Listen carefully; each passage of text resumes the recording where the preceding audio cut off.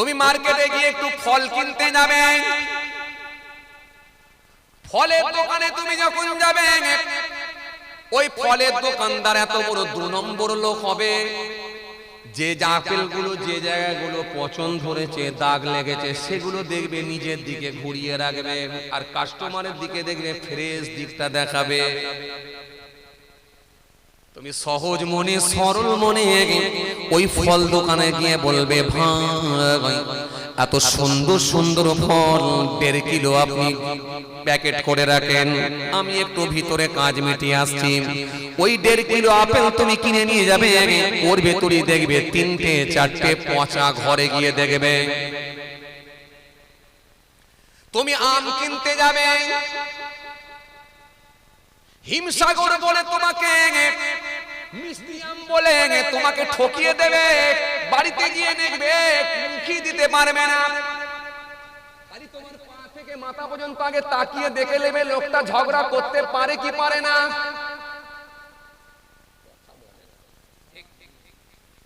এই লোকটা ধার্মিক লোক নাকি না ঝগড়া করার লোক?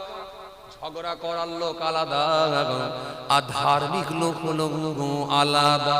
এই জন্য চেহারা দেখলে, ড্রেস দেখলে, পোশাক দেখলেও কিছুটা আঁচ করা যায়।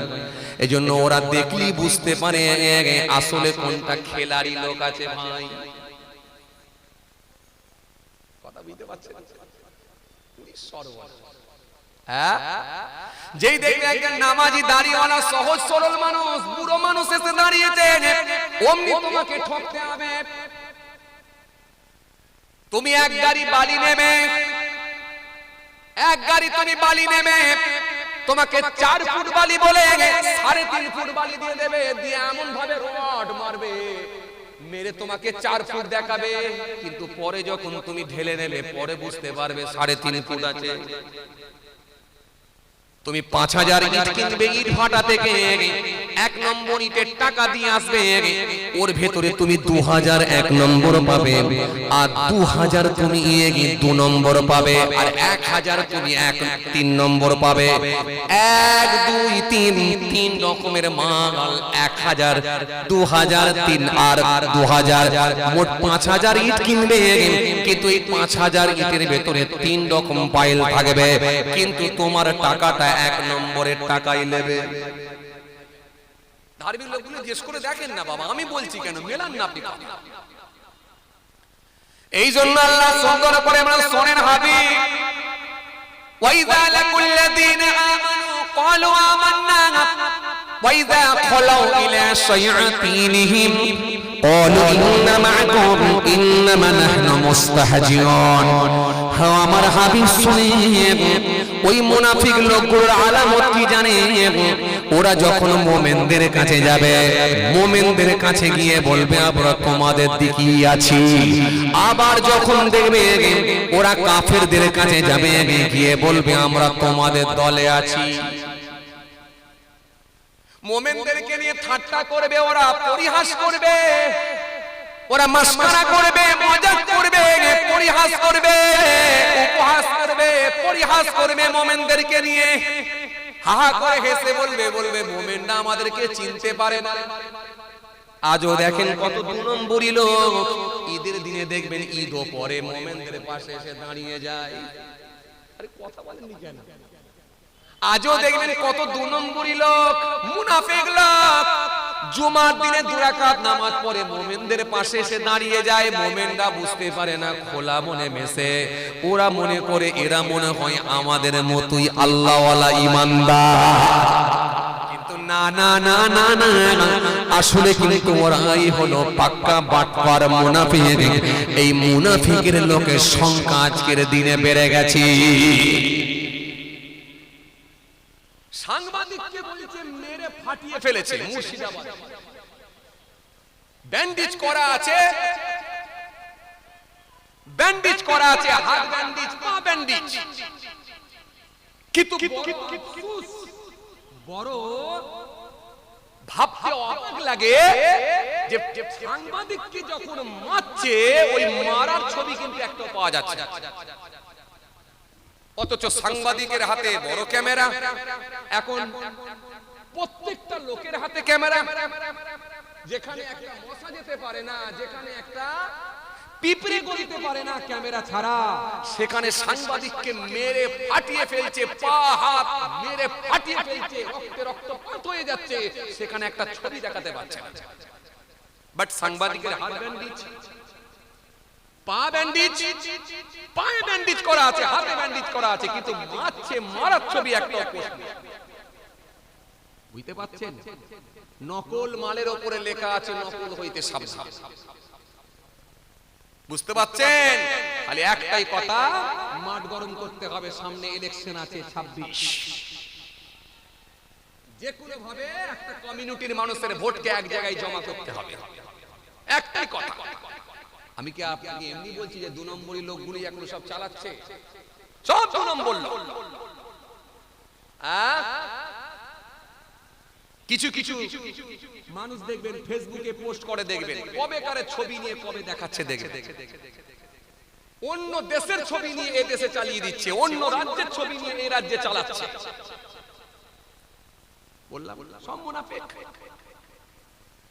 এই জায়গাতে পাশ কাটিয়ে ইমানদার আল্লাহওয়ালা হওয়া বড় কঠিন। এই জন্য রাসূলুল্লাহ সাল্লাল্লাহু আলাইহি ওয়াসাল্লাম বলেন শোনা,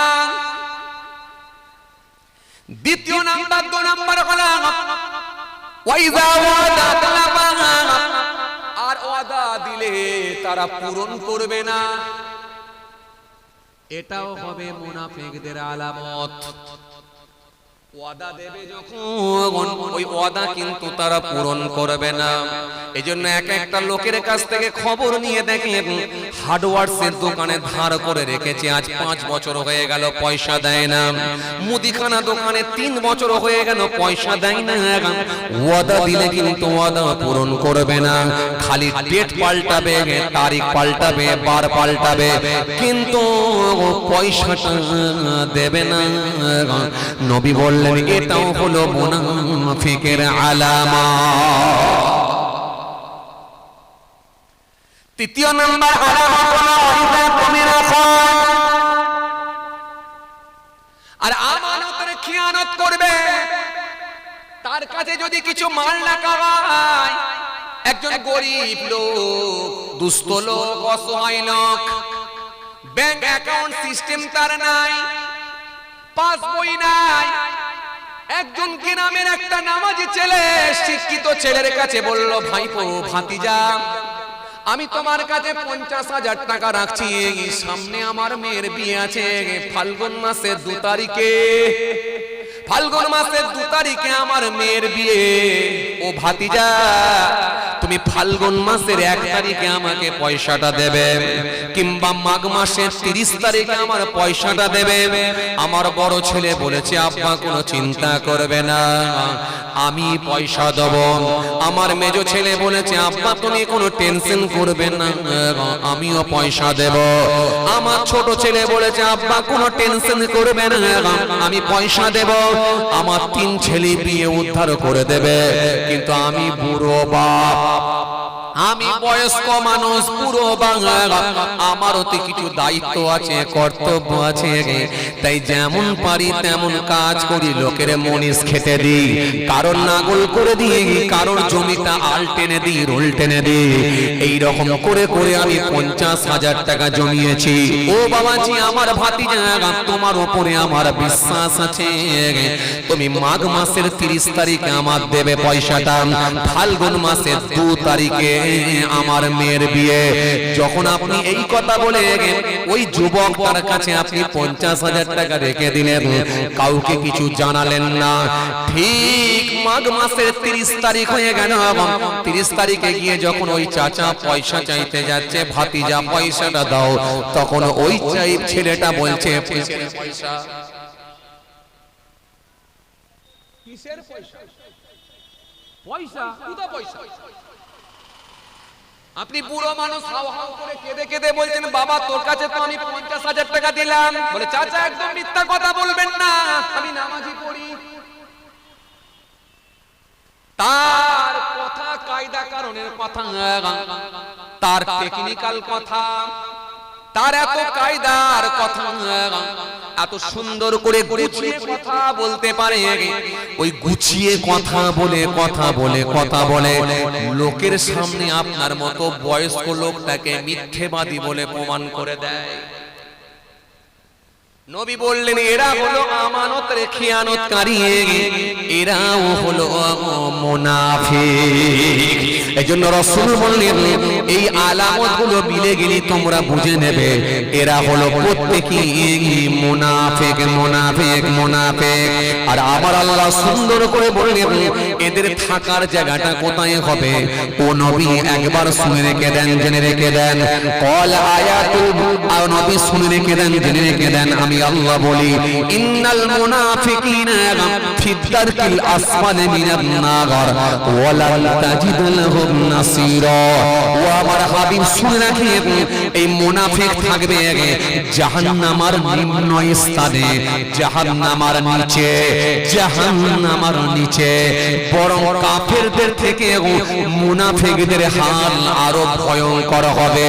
আজকে যদি সমাজে আপনি দেখেন এই মুনাফিক লোকের সংখ্যাই বেশি, 100টার ভেতরে 80টা লোক মুনাফিক।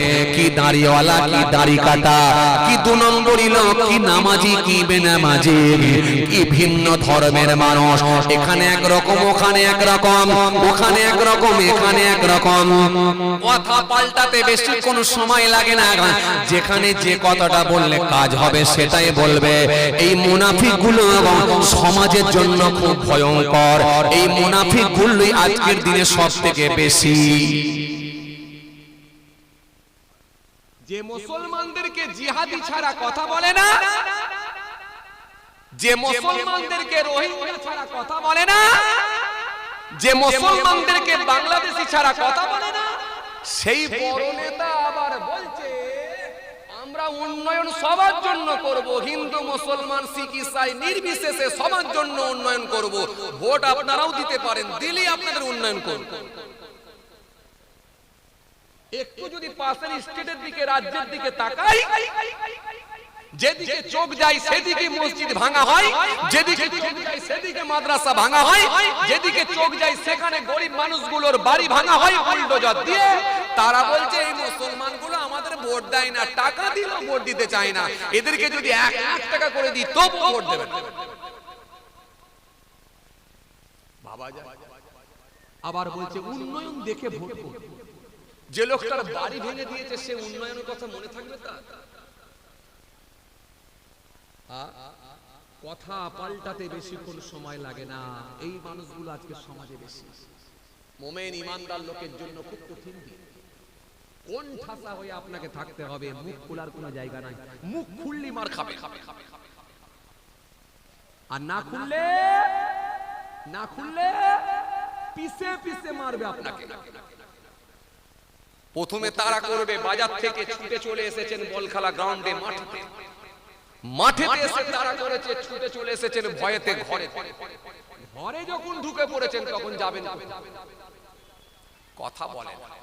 ঘরে যখন ঢুকে পড়েছেন, এবারে যখন আপনার ঘরে ঢুকে যায় তখন যাবেন কোথায়?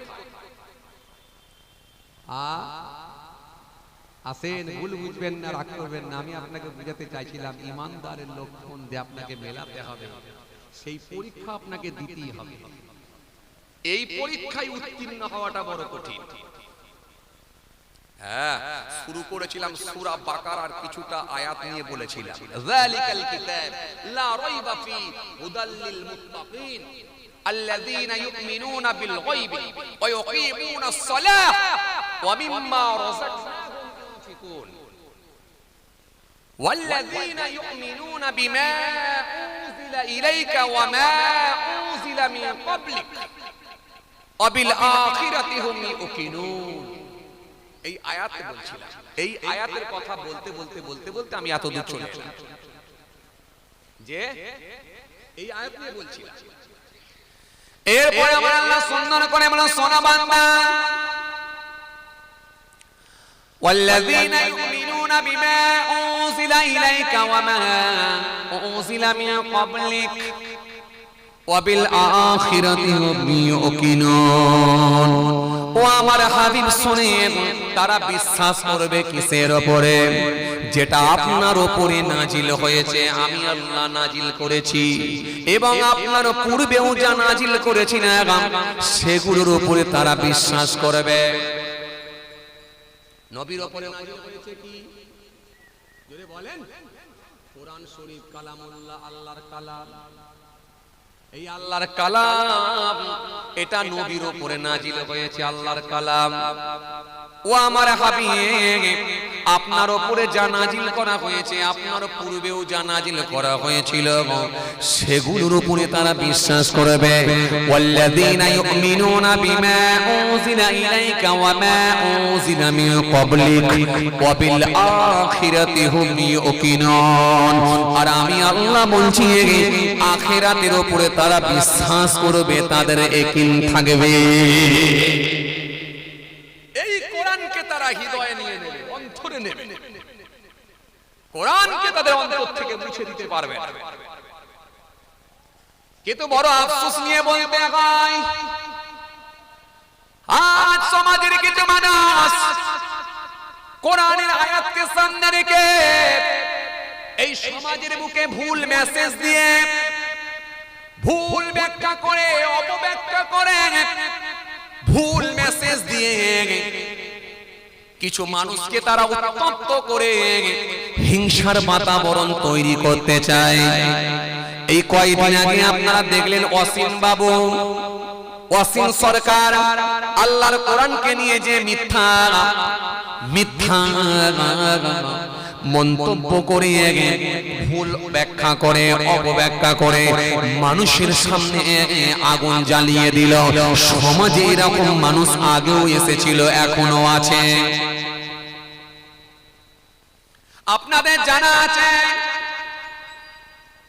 এই পৃথিবীর জমিনে যারা কোরআনকে নিয়ে একটু গবেষণা করেছে, কোরআন শরীফকে নিয়ে যারা অ্যানালাইসিস করেছে, কোরআনকে নিয়ে যারা স্টাডি করেছে, কোরআন শরীফকে নিয়ে যারা পড়াশোনা করেছে, তারা ইসলামের ছত্র ছায়া এসে কালেমা পড়ে ঈমান কবুল করে নিয়েছে। টাইসনের মতো মানুষ, গ্যারি মিলারের মতো মানুষ, ওয়ান্ডার ক্লাউনের মতো মানুষ, দলাই লামার মতো মানুষ, গিরিশ চন্দ্র সেনের মতো মানুষ, হ্যানুম্যানের মতো মানুষ, শিশির দাসের মতো মানুষ, মোহাম্মদ আলী কেসিয়াস কেলের মতো মানুষ। কেসিয়াস কেলে এ নাম আপনাদের জানা আছে। কেসিয়াস কেলে একজন, তিনি ইন্টারন্যাশনাল একজন বক্সার ছিলেন। গোটা পৃথিবীতে তিনি খেলতেন, সারা ওয়ার্ল্ডে তিনার নাম। এত বড় একজন বক্সার ছিলেন, যার জনপ্রিয়তা বিরাট গোটা পৃথিবী জুড়ে। এত বড় একজন পপুলার ব্যক্তি, কিন্তু মানুষটি ছিল কালো চামড়ার মানুষ। এই মানুষটি যখন একদিন প্লেনে করে যাত্রা করছে, এক জায়গা থেকে আরেক জায়গায় যখন যাচ্ছে, হঠাৎ করে তিনি দেখতে পেলেন পাশের সিটে বসা একজন ব্যক্তি, ধার্মিক আল্লাহওয়ালা মানুষ, প্লেনের পাশের সিটে বসা একজন ব্যক্তি বসে বসে বসে বসে তিনি রাসূল সাল্লাল্লাহু আলাইহি ওয়াসাল্লামের জীবনী পড়ছেন, বিশ্ব নবী পড়ছেন। নবীর জীবনী যখন পড়তে লেগেছেন, দেখতে পেলেন কেসিয়াস কেলে সেই সময় বলে দিলেন, এক্সকিউজ মি, দয়া করে শুনবেন, আমাকে একটু বইটা দেন, একটু আমাকে পুস্তকটা দেন, আমি একটু পড়তে চাই। কেসিয়াস কেলেকে যখন বইটা দেয়া হলো, কেসিয়াস কেলে ওই বইটা পড়তে শুরু করে দিলেন। বইটা যখন পড়তে লাগলেন, পড়তে পড়তে পড়তে পড়তে এমন একটা জায়গায় গেলেন, রাসূল সাল্লাল্লাহু আলাইহি ওয়াসাল্লাম যেখানে বলেছেন এই পৃথিবীর জমিনে সাদা চামড়া কালো চামড়ার মধ্যে কোনো ভেদাভেদ নাই, এই পৃথিবীর জমিনে সাদা চামড়া কালো চামড়ার মধ্যে কোনো তফাৎ নাই, এই পৃথিবীর জমিনে উঁচু বংশ নিচু বংশের মধ্যে কোনো তফাৎ নাই। নবীর জীবনী পড়তে পড়তে গোরাবুল আরবের কথা যখন তিনি পেয়ে গেলেন, মদিনার বিশ্ব সুন্দরী চুঙ্গে নবী সাল্লাল্লাহু আলাইহি ওয়াসাল্লাম পত্র লিখে দিয়েছিলেন, চিঠি লিখে নিয়েছিলেন। এই ঘটনাটা যখন তিনি পড়তে লেগেছেন, তিনার গায়ের লোমটা দাঁড়িয়ে গেল। কি দেখছি আমি, কি দেখছি আমি, কি দেখছি আমি। আর ইনি যদি আখিরি নবী না হবেন তো হবেন তাকে, ইনি যদি রাসূল না হবেন তো হবেন তাকে, ইনি যদি মানব দরদি হবেন না তো কে হবেন। এজন্য নবী বলেছেন আনা খাতিমুন নবিয়্যিন লা নবিয়্যা বাদি, আমি হলাম জগতের শেষ নবী, আমার পরে আর কোনো নবী আসবে না। মুহাম্মদ সাল্লাল্লাহু আলাইহি ওয়াসাল্লাম has been the most practical and most successful of all prophets। সেই নবীর শান আল্লাহ তো বাড়িয়েছেন, কোরআন স্পষ্ট ঘোষণা দিয়েছে ইয়া আইয়ুহাল্লাযীনা আমানু ইসতাজিবু লিল্লাহি ওয়া লিরাসূলি ইযা দাআকুম ইয়া আইয়ুহাল্লাযীনা আমানু লা তারফাউ আসওয়াতাকুম ফাওকা সাওতিন নবী মা আতাকুম রাসূল ফাখুযুহু ওয়া মা নাহাকুম আনহু ফান্তাহু। কোরআনে এক জায়গায় নয়, একাধিক জায়গায় আল্লাহ আয়াত দিয়ে দিয়েছেন। সেই হাবিবুল্লাহ যদি আখিরি নবী না হবেন তো কে নবী হবে? আমি কালো চামড়ার মানুষ হতে পারি, কিন্তু এত বড় একজন বক্সার হওয়া সত্ত্বেও সাদা চামড়ার মানুষগুলো আমাকে ঘৃণা করে, সাদা চামড়ার মানুষগুলোকে আমাকে নেগলেক্ট করে, সাদা চামড়ার মানুষগুলো আমাকে ইনকার করে, আমাকে দেখতে পারে না, আমাকে দেখলে নাক ছিটকায়। কিন্তু রাসূলুল্লাহ তো বলেছেন সাদা চামড়া কালো চামড়ার মধ্যে কোনো তফাৎ নাই। সুতরাং ইনি নবী না হবেন তো কি নবী, কে নবী হবে? সেই কেসিয়াস গেলে ফ্লাইট থেকে নিচে নেমে এসে নবীর আদর্শের কাছে মুগ্ধ হয়ে কলেমা পড়ে ঈমান কবুল করে নিলে। আল্লাহু আকবার, আল্লাহু আকবার। নবীর আদর্শের কাছে মুগ্ধ। আজ পৃথিবীর জমিনে তাকান, শুধু মুসলমানকে যে নির্যাতন করা হচ্ছে তা না, ভিন্ন ধর্মের মানুষদের দিকে তাকান। ব্রাহ্মণ্যবাদী যারা আছে, নিচু বংশের মানুষদের উপরও তারা অত্যাচার করে, প্রহার করে। উঁচু বংশের মানুষগুলো নিচু বংশের মানুষকে দেখতে পারে না। আমরা দেখতে পাই সোশ্যাল মিডিয়ার মাধ্যম দিয়ে, কোথাও মন্দিরের কল থেকে একটু পানি খেয়েছে বলে তাকে পিটিয়ে মেরে ফেলেছে। জি, এগুলো হয়। উঁচু বংশের মানুষ নিচু বংশের মানুষকে দেখতে পারে না, ভিন্ন ধর্মের দিকে তাকান। কিন্তু আমার রাসূল সুন্দর করে সমান অধিকার দিয়ে গেছেন, আলাদা আলাদা বিচারিতা তিনি করে যান না। সেই কোরআন থেকে ভুল বের করবে কারণ হিম্মত আছে। আল্লাহ নিজে কোরআন শরীফের মধ্যে সুন্দর করে জানিয়ে দিলেন, ওয়া ইন কুনতুম ফি রাইবিন মিম্মা নাযালনা আলা আবদিনা ফা'তু বিসূরাতিন মিন মিথলিহি ওয়াদউ শুহাদাআকুম মিন দুনিল্লাহ ইন কুনতুম সাদিকিন। আল্লাহ নিজে চ্যালেঞ্জ দিলেন, চ্যালেঞ্জ দিয়ে বললেন এই কোরআনের ভিতরে ভুল তো দূরের কথা, কোনো সন্দেহ নাই।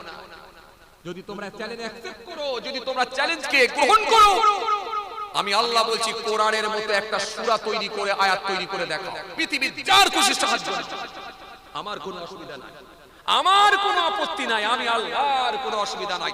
যার খুশি সাহায্য দাও। কার সাহায্য নেবে বলো?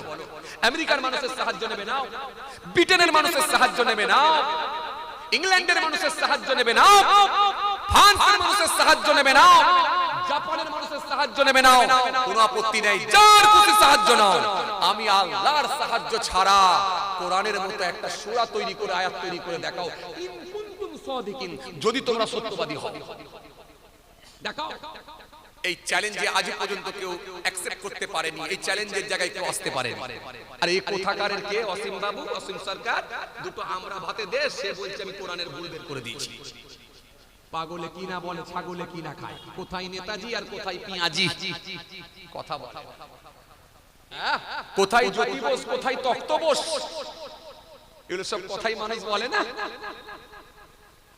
1980 সালে মক্কার জমিনে একটা কনফারেন্স হয়েছিল, এডুকেশনাল কনফারেন্স, 1980 সালে। এই কনফারেন্সে সারা পৃথিবী থেকে হায়ার এডুকেটেড মানুষগুলো এই কনফারেন্সে অ্যাটেন্ড করেছিল। ফ্রান্সের একজন বিখ্যাত ডক্টর তিনি গিয়েছিলেন, মানে স্পেশালিস্ট ডক্টর, সার্জন, যার নাম হলো ডক্টর মরিস মুকাইল। তিনি ওই চ্যালেঞ্জ তিনি ওই কনফারেন্সে অ্যাটেন্ড করলেন মক্কার জমিনে গিয়ে। মক্কার জমিনে গিয়ে যখন এই কনফারেন্সে গিয়ে অ্যাটেন্ড করেছেন, সৌদি আরবের একজন বিখ্যাত শায়খ তিনি উঠে দাঁড়িয়ে বললেন, কোরআন শরীফের এই আয়াতটা পড়ে বললেন, আল্লাহ চ্যালেঞ্জ দিয়েছেন কোরআনের মধ্যে কোনো ভুল নাই। আর এই চ্যালেঞ্জ যদি কেউ গ্রহণ করো, কোরআনের মতো একটা সূরা তৈরি করে আয়াত তৈরি করে দেখাও, কোরআনের ভিতরে কোনো ভুল নাই। আল্লাহ নিজে বলেছেন যদি তোমরা সত্যবাদী হও করে দেখাও, যার খুশি সাহায্য না। কোরআনের মধ্যে কোনো ভুল না। যখন এই কথা সৌদি আরবের বিখ্যাত শায়খ তিনি যখন উঠে বলে দিয়েছেন, সঙ্গে সঙ্গে দেখা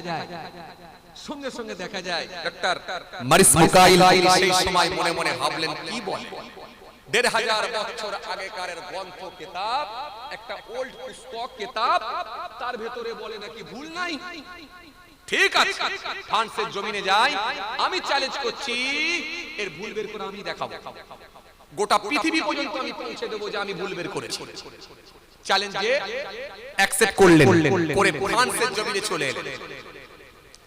ফ্রান্সের জমিনে যখন তিনি চলে এলেন, ফ্রান্সের জমিনে এসে কোরআন শরীফ সংগ্রহ করলেন। কোরআন শরীফ যখন সংগ্রহ করলেন, আর এই কোরআন শরীফ সংগ্রহ করে যখন তিনি পড়বেন বলে মনস্থির করেছেন, কিন্তু কোরআনের ভাষা হলো আরবি। জোরে বলবেন না। এই জন্য আল্লাহ নবী সুন্দর করে বললেন, ৩ কারণে তোমরা আরবির গুরুত্ব দাও, ৩ কারণে তোমরা আরবির প্রাধান্য দাও। আমি রাসূল বলছি, ১ নম্বর হলো আমি রাসূলুল্লাহ, আমার জবানের ভাষা হলো আরবি। জোরে বলবেন না, খুশি মনে বলবেন না। আমি নবী বলি আমার ভাষা হলো আরবি, আমার জবানের ভাষা হলো আরবি। আর দ্বিতীয় নাম্বার হলো, ২ নাম্বার হলো আল্লাহর কোরআনের ভাষা হলো আরবি। আল্লাহর কোরআনের ভাষা হলো আরবি। তৃতীয় নাম্বার ৩ নাম্বার হলো, তৃতীয় নাম্বার হলো মানুষ যখন মারা যায়, মারা যাবার পর থেকে নিয়ে জান্নাত পর্যন্ত ভাষা একটাই চলে, সেটা হলো আরবি।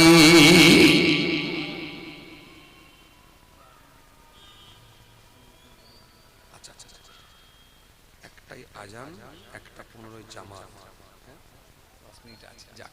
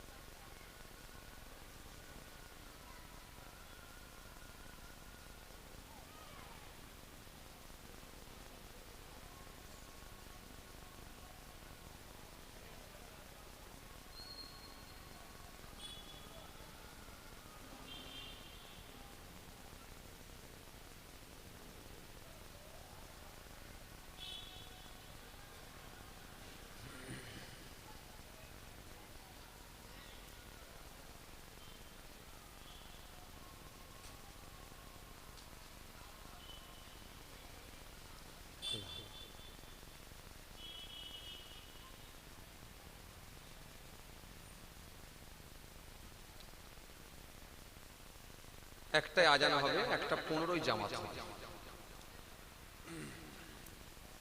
আসেন যে কথা বলছিলাম, জি যে কথা বলছিলাম, অল্প সময় একটা 15 জামাত হবে, তারপরে 1:30টার সময় ভাইজান আসবেন ইনশাআল্লাহ, আখির মানাজাত করবেন। চিন্তিত হওয়ার কোনো কারণ নাই। আলহামদুলিল্লাহ এই মাহফিলে প্রচুর মানুষের সমাগম হয় আলহামদুলিল্লাহ। চলেন আমি যেটুকু বলছিলাম এটুকু বলি, সংক্ষেপ করে দেবো। আজকের আলোচনার বিষয়বস্তু যেটা ছিল যে আপনাকে ঈমানদার মুত্তাকি হতে হবে। অনেক ঝড়ঝাপটা আপনার উপরে আসবে, তারপরও কিন্তু ঈমানকে আপনি বিনষ্ট করতে পারবেন না, ঈমানকে আপনি শেষ করতে পারবেন। মুত্তাকি লোক যদি আপনি হয়ে যেতে পারেন, আল্লাহর সঙ্গে কানেক্ট সম্পর্ক আপনার হয়ে যাবে। আমি এই সূরা বাকারা থেকে কিছুটা আয়াত তুলে ধরে আপনার সামনে কিছু আলোচনা করছিলাম। আলহামদুলিল্লাহ হয়ে গেল প্রায় 2 ঘন্টার কাছাকাছি হয়ে গেল অল্প সময়ে। যাই হোক, যে কথা বোঝাতে চাইছিলাম, এই কোরআন শরীফের কেউ ভুল বের করতে পারে না। ও ভাইজানেরা, জওয়ান জামাকেরা, ও আবার মুরব্বিয়ানেরা, বাবা রাসূল রেখে ফ্রান্সের বিখ্যাত সার দিয়ে ফ্রান্সের জমিনে ফিরে এলেন। ফ্রান্সের জমিনে ফিরে এসে তিনি একটা কোরআন শরীফ সংগ্রহ করলেন। কোরআনের ভুল আমি বের করব, কিন্তু কোরআন শরীফটা খুলে দেখলেন কোরআনের ভাষা হলো আরবি। এজন্য রাসূলুল্লাহ বললেন 3 কারণে তোমরা আরবির গুরুত্ব দাও, 3 কারণে তোমরা আরবির প্রাধান্য দাও। 1 নাম্বার হলো আমি রাসূলুল্লাহ আমার জবানের ভাষা হলো আরবি। 2 নাম্বার হলো 2 নাম্বার হলো আল্লাহর কোরআনের ভাষা হলো আরবি। আর 3 নাম্বার 3 নাম্বার হলো মানুষ যখন মারা যায় কবরে যাওয়ার পরে একটাই ভাষা চলে, সেটা হলো আরবি। জান্নাত হাসর সব জায়গায় একটাই ভাষা, সেটা হলো আরবি। কিন্তু আমরা কোন ভাষার গুরুত্ব বেশি দিই? আমরা পৃথিবীর জমিনে কোন ভাষার গুরুত্ব বেশি দিই? জোরে বলো, জোরে বলো। ইংলিশ, ইংরেজি ভাষা। তোমার ইংরেজি ম্যান কতদিন থাকবে? নিঃশ্বাস যতক্ষণ থাকবে কাজে ততক্ষণ লাগবে। কিন্তু তোমার আরবি পড়নেওয়ালা একটা কোরআন শরীফ হাফেজে হয়েছে, একটা তোমার হাফেজ হয়েছে, একটা আলেম হয়েছে, এটা কতদিন কাজে লাগবে? শুধু মৃত্যু পর্যন্ত না, না কবরে যাওয়ার পরেও কাজে লাগবে। কারণ রাসূলুল্লাহ বলেছেন 7টা সাদকায়ে জারিয়ার কাজ আছে। সাবউন তাজরিরুল আবদি বা'দা মাউতিহি ওয়া হুয়া ফি কবরিহি মান আল্লামা ইলমান আও কারা নাহরান আও হাফারা বীরান আও গারাসা নাখলান আও বানা মসজিদান আও ওয়ারসা মাসহাফান আও তারাকা ওয়ালাদান ইস্তাগফিরু লাহু বা'দা মাউতিহি। আল্লাহ নাই বলে 7টা সাদকায়ে জারিয়ার কাজ আছে। পৃথিবীর জমিনে যদি কেউ একটা করে যেতে পারে, কবরে পড়ে পড়ে সব জারি থাকে। তার ভেতরে নবী প্রথমেই বললেন মান আল্লামা ইলমান, যে ব্যক্তি ইলম শিক্ষা করেছে আর অপরকে শিখিয়ে দিয়েছে, ওই আলেমটা ওই হাফেজটা কবরে যাবে, কবরে পড়ে পড়ে আল্লাহ তার কাছে সব জারি রাখবে। জোরে বলতে পারেন না? আজকে যে মাদ্রাসায় এসেছেন আপনারা জলসা, এখানে হাফেজ তৈরি হয়, তাই তো? আলেম তৈরি হয়। তোমার ইংরেজি ম্যান কতদিন? নিঃশ্বাস যতদিন ইংরেজি ম্যান ততদিন। কিন্তু তোমার হাফেজ ছাত্রটা, হাফেজ ছেলেটা, হাফেজ পোতাটা কতদিন? এটা কবরও কাজে লাগবে, হাসরেও কাজে লাগবে। কিয়ামতের ময়দানে আমার আল্লাহ 10 জনকে সুপারিশ করে জান্নাতে নিয়ে যাবার অনুমতি দেবেন। ও হাফেজে কোরআন, কোরআনে হাফেজ। আজকে তুমি বলো বলো বলো বলো, কাকে তুমি ভালোবাসো, কাকে জান্নাতে নিয়ে যেতে চাও? ওই 10 জন সুপারিশ করবে পরিবারের ভেতর থেকে। ওই হাফেজে কোরআনটা সেই সময় বলবে আল্লাহ আমার বাপ, আল্লাহ আমার দাদু, আল্লাহ আমার নানা, আমার নানি, আল্লাহ আমার দাদা, আমার দাদি, আমার ভাই, বাছাই করে করে 10 জনকে আল্লাহর জান্নাতে নিয়ে যেতে পারবে। ইংরেজি পড়ুন, আমি আপত্তি করি না, ইসলাম আপত্তি করে না, কিন্তু তা বলে কোরআন ভুলে নয়। যার ভেতরে কোরআন নাই ওই দেহটার কোনো দাম নাই, বডিটার কোনো দাম নাই। সিম কার্ড বিহীন মোবাইলের যেমন কোনো মূল্য নাই, সিম কার্ড ছাড়া মোবাইল যেমন চলে না, অচল, দেহে কোরআন ছাড়া ওই বডিটা অচল, কোনো মূল্য নাই আল্লাহর দরবারে। এখানে আপনার বিরাট মূল্য, বিশাল পয়সাওয়ালা লোক, আপনাকে দেখলে লোক দাঁড়িয়ে পড়বে, কথা বলে না। জুমার দিনে স্করপিও গাড়ি নিয়ে যখন দাঁড় করাবেন মসজিদের সামনে, সাদা চুস্তা পায়জামা, সাদা পাঞ্জাবি, নেটের টুপি পরে, সারা গায়ে খুশবু মেরে যখন চামড়ার বুট পরে মসজিদের সিঁড়িতে রেখে উঠবেন, লোকে আপনাকে জায়গা ছেড়ে দেবে, দিয়ে ফাঁস কাতারে বসার জায়গা করে দেবে, কিন্তু আল্লাহর দরবারে কোনো মূল্য। বুড়ো বয়সেও কোরআন পড়া শিখে নেয়, সুযোগ আল্লাহ করে দিয়েছে, পাশে মাদ্রাসা আছে, বুড়ো বয়সেও কোরআন শরীফ পড়া শিখে নেয়। চায়ের দোকানে বসে কোনো লাভ নাই, আল্লাহর কাছে মাফ চাইবেন, আল্লাহ ছোটবেলায় শিখতে পারিনি, বুড়ো বয়সে শিখছি, ভুল ত্রুটি তুমি ক্ষমা করো। বৃদ্ধ বয়সেও শেখেন, ইনশাআল্লাহ কাজে লাগবে। কোরআনটা বুকে করে নিয়ে যান কবরে। চলেন, যে কথা বলতে বলতে আমি ছেড়ে চলে এলাম, কি বলছিলাম জানো? মরিস মুকাইলের কথা বলছিলাম। হ্যাঁ, তিনি কোরআন শরীফ খুলে দেখলেন, কোরআনের ভাষা হলো আরবি। হতভম্ব হয়ে গেলেন, কোরআনের ভাষা আরবি, পড়বো কি করে? আমার ল্যাঙ্গুয়েজ তো ইংলিশ, ইংরেজি, আমি ইংরেজি ভার্সনের মানুষ, আমি ইংলিশ ভার্সনের মানুষ, আমার ভাষা, আমার ল্যাঙ্গুয়েজ তো ইংরেজি, তো কোরআন পড়বো কি করে? কোরআনের ভাষা তো আরবি, পড়বো কি করে? চিন্তিত হয়ে পড়লেন। একটা কোরআন শরীফ সংগ্রহ করেছেন, খুলে দেখছেন আরবি লেখা। যেমন অসীম বাবু বলছে না, কোরআন শরীফ আমি সংগ্রহ করেছিলাম, যে কোরআন শরীফটার দাম দিয়েছে কত? 21,000 টাকা। আমি তো কোনোদিন, এত বড় হয়ে গেলাম, কোনোদিন কোন কোরআন শরীফের 21,000 টাকা দাম শুনিনি। হ্যাঁ, দিয়ে দেন। ও, তাহলে তো হয়ে গেছে, তাই থাক, আর সময় নিবনি, আল্লাহ নিয়ে আবার কোনোদিন আলোচনা হবে ইনশাআল্লাহ। সবাই আমার জন্য দোয়া করবেন, আমি আপনাদের জন্য দোয়া রাখি। আজান হবে, আজানের পরে জামাত হবে, তারপরে ইনশাআল্লাহ ফুরফুরা দরবার শরীফ থেকে ভাইজান হুজুর কিবলা তিনি এসেছেন, আখিরি মানাজাত করবেন। আলহামদুলিল্লাহ, সকলেই আপনারা জানেন জনাব হযরত পীরজাদা আলহাজ মাওলানা সাফিরি সিদ্দিকী আল কুরাইশি সাহেব, মাশাআল্লাহ আমারই মামাতো ভাইজান পীরজাদা ভাইজান হুজুর এসেছেন। আলহামদুলিল্লাহ, এখন বাতিলের ভেতরে আতঙ্ক তৈরি করে দিয়েছে, কথা ঠিক কিনা ভুল বলেন?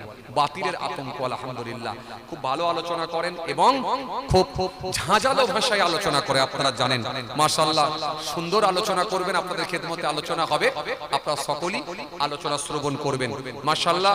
আর শেষে আমার জন্য একটু দোয়া রাখবেন, সকলকে মোহাব্বতে সালাম দিই। আসসালামু আলাইকুম।